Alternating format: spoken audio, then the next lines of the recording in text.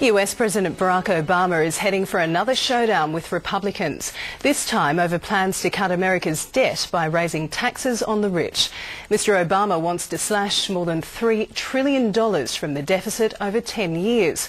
Almost half of the savings would come from tax rises.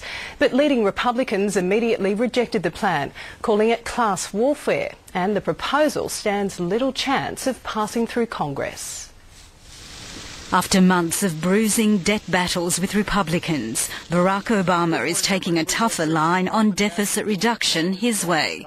And that means raising more tax revenue by making the wealthiest Americans pay more.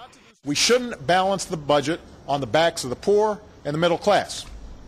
That for us to solve this problem, everybody, including the wealthiest Americans and biggest corporations, have to pay their fair share. The president's plan would end Bush-era tax breaks, limit some tax deductions and close tax loopholes.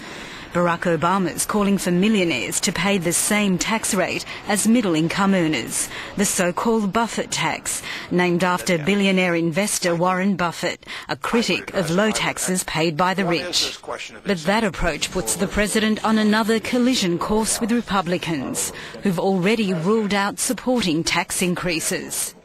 Giving the federal government more money would be like giving a cocaine addict, more cocaine. We've got to get spending under control. This is not class warfare. It's math. The president's plan includes healthcare spending cuts, but he also vowed to veto any Congress bill that relies solely on cuts to reduce deficits without raising taxes.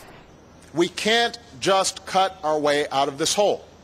The plan may have popular appeal and help boost President Obama's low approval ratings, even if it's dead on arrival in Congress.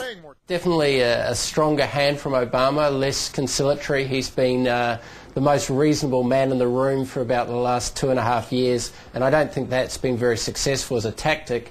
And I think tactically he has to try something different. He has to come across as tougher, as more resolute in what he believes.